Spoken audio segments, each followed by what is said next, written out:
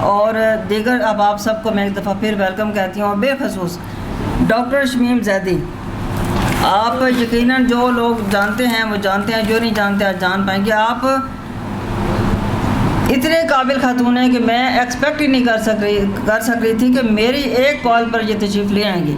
आपको मुख्तसर से तारुफ़ करा के फिर मैं साहिब किताब को दावत दूँगी। डॉक्टर शमीम जैदी साहिबा RCD डायरेक्टर रही हैं, information and cultural studies Iran, Pakistan और तुर्की। डायरेक्टर लोक विरसा रही हैं। फातिमा जरा वुमेन यूनिवर्सिटी की HOD रही हैं, media and communication studies. Member of PEMRA complaint centre के रही हैं। 5 किताबों के मुसन्फ़ा हैं, 2 फ़ारसी, 2 Urdu, 2 English. UNESCO world craft council में भी नेशनल डेलीगेट रही हैं। और इसके अलावा मतलब मच मोर, मैं इनका कितना तारुफ़ कराऊँ और क्या मैं कहूँ कि बस वही बात है कि सूर्य को चिराग दिखाने वाली बात है।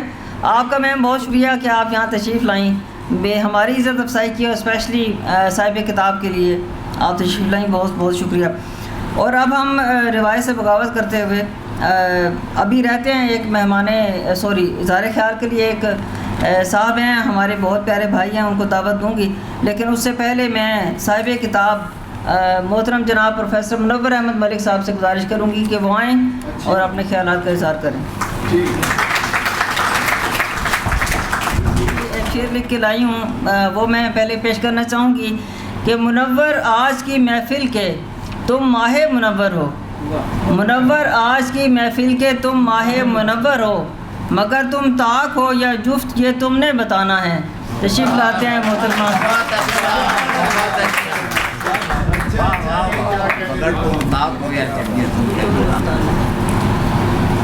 बिस्मिल्लाहिर्रहमानिर्रहीम। अस्सलाम वालेकुम। आपने ताक और जुफ्त के हवाले से कुछ बातें सुन ली। मैं चाहूँगा कि जायका भी बदलने के लिए मैं अगर अपना तारुफ़ करवाऊँगा तो कुछ नई बातें भी आपको पता चल जाएंगी। मैंने MSc फ़िज़िक्स की है। मैं सरकारी कॉलेजों में 30 साल सर्विस करके FSc और BSc को फ़िज़िक्स पढ़ाते पढ़ाते रिटायर हो चुका हूँ। लेकिन जो आम बात है वो ये है कि इस दौरान अल्लाह के फ़ज़ल से मैंने 50 से ज़ायद ईजादात की हैं।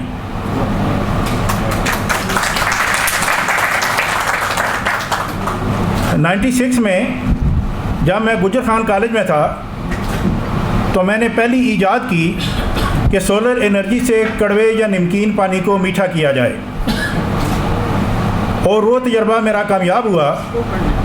तो साथ एक और ईजाद भी हो गई कि सोलर टेंट बना दिया कि अगर उसको सियाचिन जैसे ठंडे इलाके में लगाएं जहाँ गर्मियों में भी माइनस टेम्परेचर होता है, वहाँ वो सर्दियों में भी मुल्तान जैसी गर्मी देगा।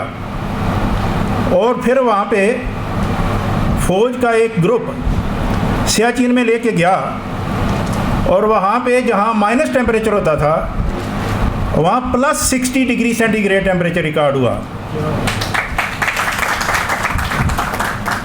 यानी वहाँ पे ज़ीरो टेम्परेचर लेना भी मुश्किल है, 1 डिग्री 2 डिग्री भी लेना मुश्किल है। वहाँ 60 डिग्री सेंटीग्रेड टेम्परेचर रिकॉर्ड हुआ, जो कि सिबी की गर्मी से भी ज़्यादा गर्मी है। फिर वो फ़ौज ने इस्तेमाल किया, वहाँ पे माशाल्लाह चल रहा है। उसके बाद मैंने एक पंप तैयार किया जो सोलर सेल के बग़ैर चलता है, मगर सोलर वाटर पंप है। वो भी तजर्बा कामयाब ठहरा। उसके बाद वो मेरी शोरा आफाक ईजाद आ गई, जिसको मैं कहता हूँ सोलर एयर कंडीशनिंग टाइल। छत पे लगाएं तो गर्मियों में कमरे ठंडे और सर्दियों में गर्म। अब वो टाइल 96 में डॉक्टर कदीर खां मेरे क्लाइंट बने, जनरल अली कुली खां मेरे क्लाइंट बने। EME कॉलेज जो उस वक्त EME कॉलेज था, अब नस्ट यूनिवर्सिटी है, सबसे पहले ये मेरे क्लाइंट बने। और ऑल ओवर पाकिस्तान मेरे क्लाइंट इतने ज़्यादा बने कि यूँ समझ लें कि ये इसने बड़ी शोहरत हासिल की। और मेरा BBC, voice of Germany, PTV पे बहुत प्रोग्राम हुए। तमाम अखबारात ने इसको कलर्ड पेज पे मुझे जगह दी और बार बार इसको पजीराई दी। और आज मैं फ़ख्र से कह सकता हूँ कि सिर्फ उस ईजाद से कम अज़ कम 10 मेगावाट बिजली बच रही है। अगर गवर्नमेंट वो 10 मेगावाट बिजली बनाने का जो ख़र्चा बनता है अगर मुझे वो दे तो मैं सोलर थर्मल डैम बना के दे सकता हूँ जिससे 4000 मेगावाट बिजली बनेगी। उसके बाद इजादात का सिलसिला चल निकला। प्रेस वाले, मैं गुजर खां कॉलेज में था, तो प्रेस वाले कहते जो नई ईजाद हो हमें बताएं, हम अखबारात में देंगे। तो उन बेचारों ने 3, 4, 5 इजादात का तो कवरेज दी। जब 6ठी 7वीं ईजाद पे पहुंचा तो वो कहते हैं सर ये क्या है, साइंसदान तो पूरी ज़िंदगी लगा के एक ईजाद करते हैं, आप चंद दिनों बाद आ जाते हैं कि नई ईजाद हो गई। जब 10वीं 12वीं पे पहुंचा तो उन्होंने हाथ खड़े कर दिए। उन्होंने कहा सर हम जब लोगों को कहते हैं जब कि जी हमारी ये नई ईजाद हो गया, वो मजाक करते हैं। फिर मैंने भी इसमें बेहतरी समझी कि जो अल्लाह ताला की देन है वो तो मैं ही चलता रहूँ, ईजादात तो करता जाऊँ, लेकिन अब मीडिया का जो लेवल है वो पूरा हो चुका है। ये ना हो कि मैं कहूँ कि मेरी 20 ईजादात हो गई हैं तो ये कहें कि इधर यहाँ कोई चक्कर है।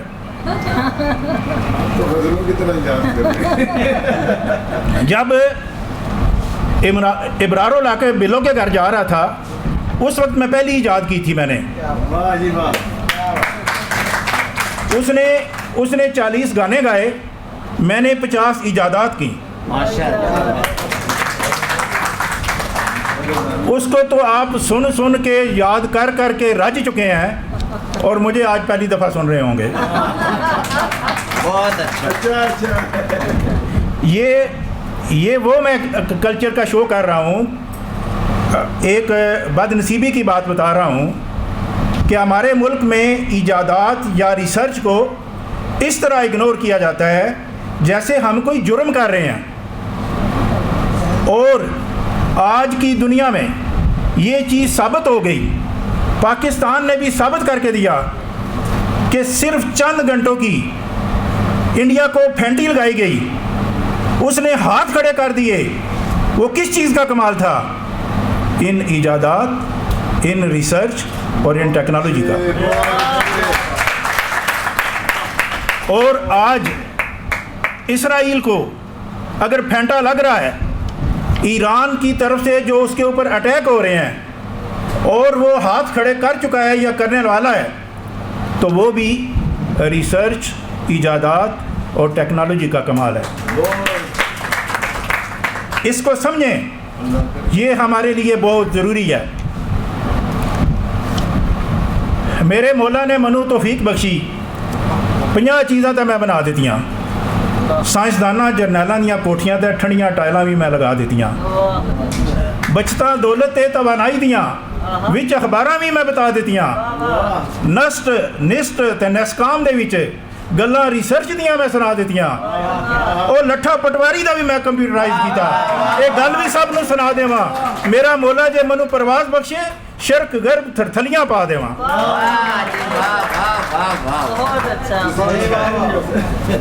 अब जब इजादात का सिलसिला शुरू हुआ तो फिर मेरे सामने ये भी आया कि पाकिस्तान इस वक्त माशी बहरान का शिकार है। हम दुनिया से इमदाद या कर्जा मांग रहे हैं। तो इस पे ज़रा थोड़ी सी डाढ़े अल्फाज में कुछ मेरे आपने जज्बात का इजहार किया है, शायद आप माइंड ना करें, सुने सिर्फ।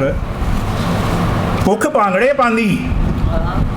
भांगड़े पांदी गली गली, बीक मंगे फिरदे गली गली। वाह वाह वाह। पूरा मुल्क फंस गया इस वबा अंदर, नहीं आंदी सदा कोई बली बली।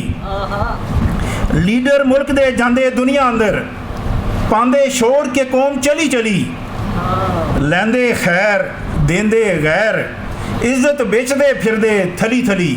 वाह जी वाह। हुण रोक लैसा इन्ना कमलियां नू, कुशकोल नू पहला छुपा देवा। मेरा मौला जे मनु परवाज बख्शे, शर्क गर्भ थरथलियां पा देवा। आज तक हमने यही सुना है कि कहते हैं जी अपने हिस्से का चिराग जलाते चलो। तो चिराग जलाएं ना जी, मगर वो तो रात के वक्त जलाए जाते हैं। आप करोड़ों चिराग जला दें, क्या उससे दिन का माहौल पैदा होगा? नहीं।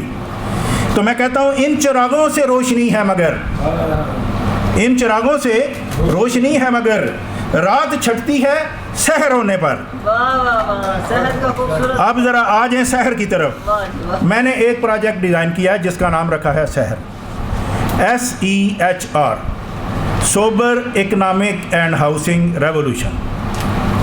ये प्रोजेक्ट है बेसिकली पैसे की सर्कुलेशन भी कह लें, रिसाइकलिंग बेहतर रहेगा। वो पैसा अगर हम पानी इस्तेमाल करते हैं, जो पानी हम इस्तेमाल करके ज़ाया कर देते हैं, अगर उसको बंदा कोई रिसाइकल करे और रीयूज़ करे तो हो सकता है दुनिया कर रही है। लेकिन मैंने पैसे को रिसाइकल किया है कि आपने किसी दुकान से शॉपिंग की, चीनी चावल ख़रीदे, कपड़े ख़रीदे या जो भी ख़रीदा, आपने पैसे उसको दे दिए और चीज़ ख़रीद ली। अब वो पैसे आपकी वेस्टेड अमाउंट है। आप जाके दुकानदार से ये नहीं कह सकते अच्छा यार वो जो पैसे मैंने आपको दिया था 20,000 उसका ज़रा हिसाब दो किधर गए। वो कहेगा ना ना ना ना, अब आपके पैसों को, उन पैसों पे कोई इख्तियार नहीं, वो आपके हाथ से निकल गए, वो वेस्टेड अमाउंट है। अब मेरा प्रोजेक्ट ये क्या कहता है, मैं ये कहता हूँ आपने जनवरी में जो ख़रीदारी की वो अगले साल जनवरी में हम वो एक रुपया चुन के पूरे पाकिस्तान से इकट्ठा करके वापस ले आएंगे और आपको बताएंगे कि वो पिछले साल जनवरी में जो पैसे आपने खर्च किए थे वो हमारे पास आ गए हैं। खर्च आपने किए, मुझे 1 रुपया नहीं दिया। मेरा सिस्टम कहता है कि साल के आखिर में वो पैसे मेरे पास आ गए। आपने पिछले साल 10 लाख की ख़रीदारी की थी, वो किधर गए पैसे कोई पता नहीं। लेकिन आप शहर सिस्टम के ज़रिए करें तो वो पैसे जो 10 लाख होगा, साल के आखिर में हम आपको कहेंगे वो 10 लाख रुपया आपका हमारे पास है। हालांकि वो आपके पैसे नहीं हैं, आपने हमें नहीं दिए, लेकिन हम कहेंगे कि वो आपके पैसे हमारे पास आ गए। आप 5 साल सिस्टम में कायम रहें तो वो जो 50 लाख रुपया है हम कहते हैं वो आपके पैसे हैं, यानी आपके पैसे हमारे पास आ गए हैं। आए हम आपको मकान बना के दे देते हैं इन 50 लाख का, तो वो मकान आपके लिए फ्री होगा ना,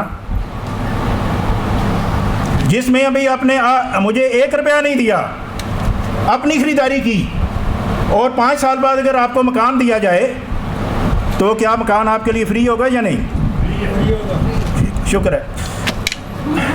ये मैंने शुक्र है क्यों कहा है, क्योंकि जब मैंने लोगों को ब्रीफ करता हूँ वो कहते हैं ये फ्री तो होगा, लेकिन आप लेकिन लगा के बात फंसा देते हैं। कहते हैं आपको इसमें क्या फ़ायदा है? मैं कहता हूँ मेरे फ़ायदे को छोड़ो, आपको तो मकान फ्री मिला ना। वो कहते हैं वो तो ठीक है, लेकिन आपके पास पैसे कहाँ से आएंगे? मैं कहता हूँ इसको भी छोड़े यार, ये मेरी हेडेक है। कहते हैं नहीं यार, फिर कोई बड़ी फिल्म है। ओ अल्लाह के बंदो, आपसे कुछ लिया नहीं जा रहा और आपको मकान दिया जा रहा है, आपको इससे गर्ज होनी चाहिए ना क्या मुझे कोई फ़ायदा मिल रहा है। रिस्क आपका नहीं है तो फिर क्या टेंशन है? हमारे सारे पता अब मुझे चला है, ये भी एक नई रिसर्च हुई है कि हमारे पाकिस्तानी लोग सारे ही नीम हकीम हैं। हर बंदा चाहता है ये बताओ पहले पैसे किधर जाएंगे, आपके पास कैसे पहुँचे, आपको क्या फ़ायदा हुआ। ये सारी बात अगर तो समझाते हो तो फिर हम मानेंगे, नहीं तो नहीं। हालांकि ये सारे लोग GT रोड पे जा रहे हों, भूख लगे, होटल पे जाएंगे, होटल वाले को नहीं जानते, उसे कहेंगे कि जी मुझे ये खाना खिला दो, वो जनाब आर्डर दे देंगे, वो बना के ले आएगा, वो खाएंगे, उसको पैसे देंगे, साथ टिप दे के चले जाएंगे। हालांकि उन बंदों को ये नहीं जानते, हालांकि ये भी नहीं पता कि उसके अंदर उन्होंने क्या डाला है। हालांकि जो कुछ वो खा रहे हैं वो उनको नुकसान भी दे सकता है, रिस्क मौजूद है। लेकिन वहाँ पे सारे फ़लसफ़े ख़त्म हो जाते हैं। कभी नहीं पूछा इसमें क्या क्या डालोगे, कितना डालोगे, वो जो चीज़ डालोगे वो टेस्टेड है, इसका कोई प्रूफ दो कि जो चीज़ आप डाल रहे हो इसके अंदर उसका कोई लेबॉर्ट्री से टेस्ट कोई चीज़ है। जब तक आप वो नहीं हमें टेस्ट दोगे हम आपसे खाना नहीं खाएंगे। तो वो कहेगा ठीक है भाई अगले होटल पे चले जाओ। ऐसे ही होगा ना। वो सारा सलूक मेरे साथ क्यों? ओ भाई आपको एक फ्री मकान ऑफर कर रहे हैं और आप कहते हैं जी आपको क्या फ़ायदा है? तो भाई जो मुझे फ़ायदा है वो देखा जाएगा।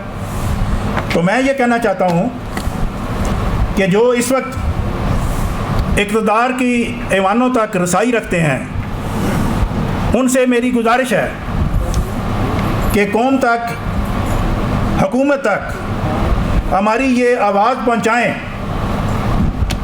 कि आज जो दुनिया से आप कर्ज़ ले रहे हैं उसको बंद करें, मेरे साथ रब्ता करें।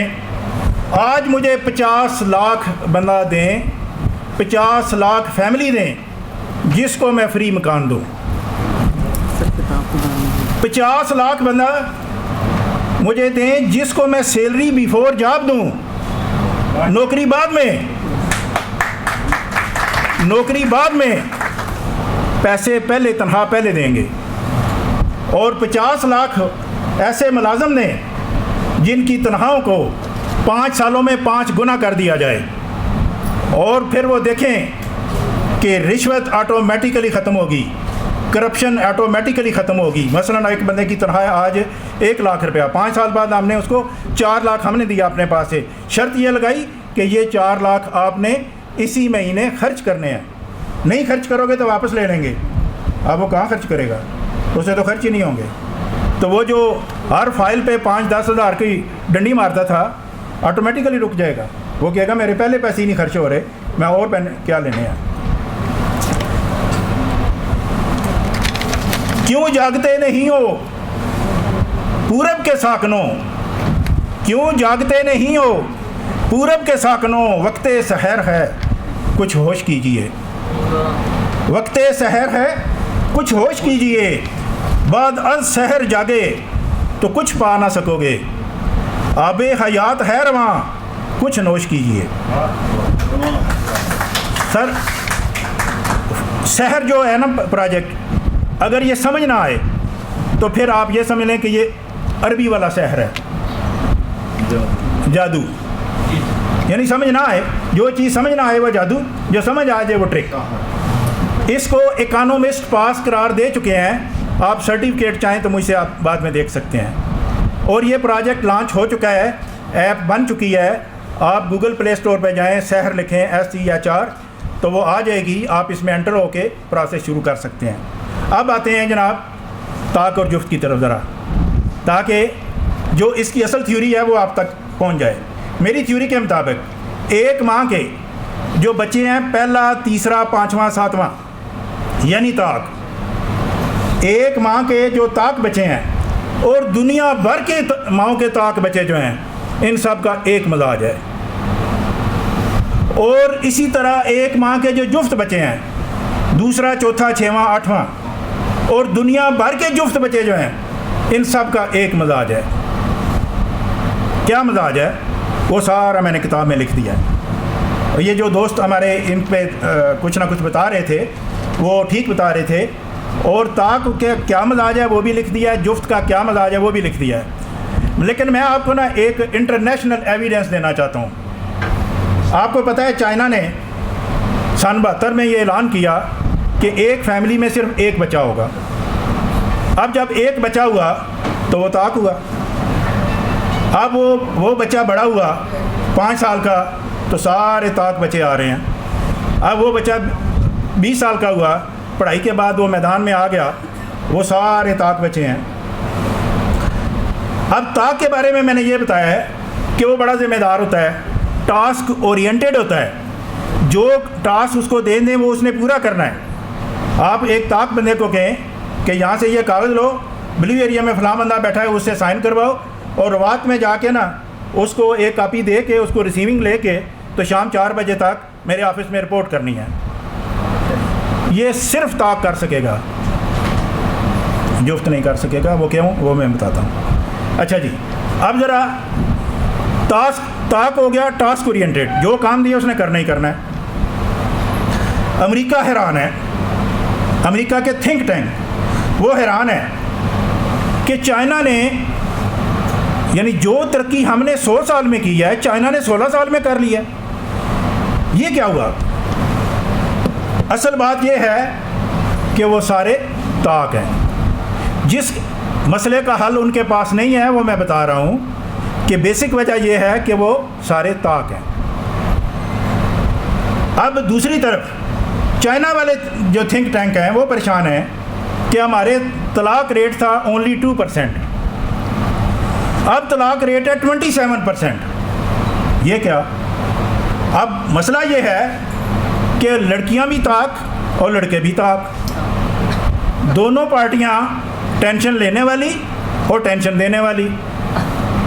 अब मियाँ बीवी का तो रिश्ता होता है प्यार मोहब्बत वाला। अब थोड़ी सी छोटी सी बात हुई, टेंशन दोनों ने ली, ये जा वो जा, तलाक हो गई।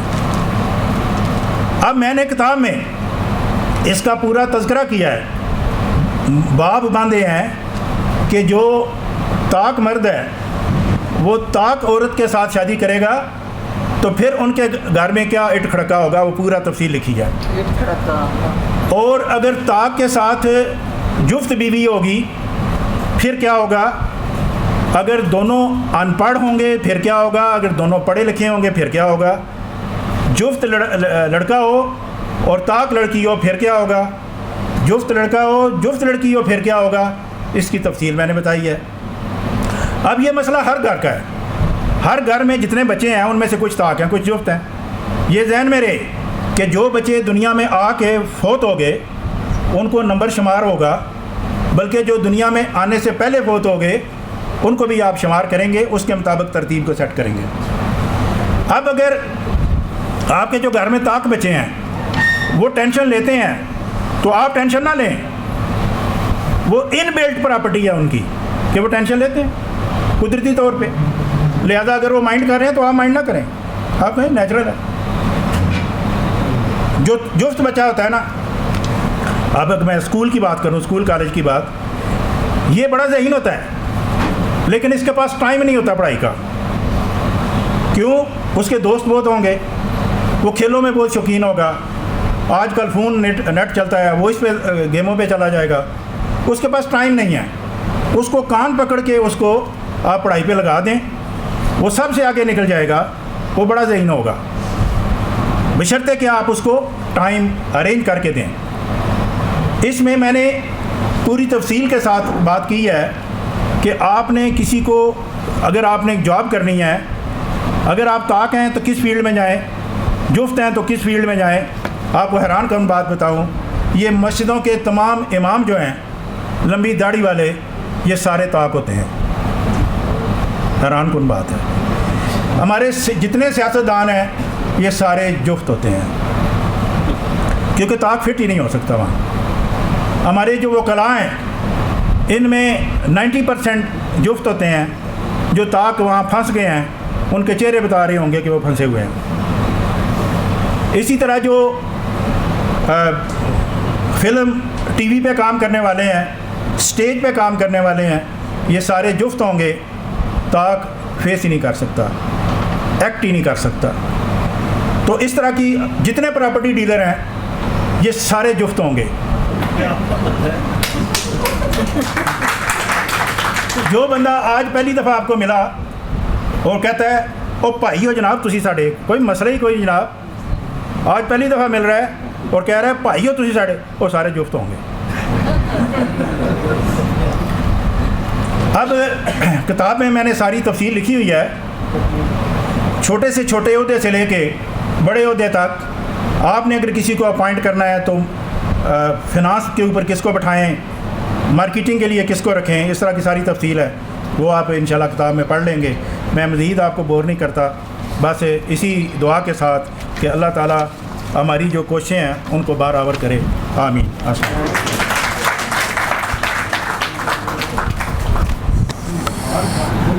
बहुत शुक्रिया प्रोफेसर मुनव्वर अहमद मलिक साहिब किताब अपनी किताब पे इज़हार ख्याल कर रहे थे। इसके अलावा साइंस और फिज़िक्स के मतलब जो बात की, शहर के मतलब जो बात की इन्होंने, solar technology, solar tyres and solar chips के मतलब बात की। उम्मीद है आप सबको क्लियर हो गया होगा। बहुत शुक्रिया सर।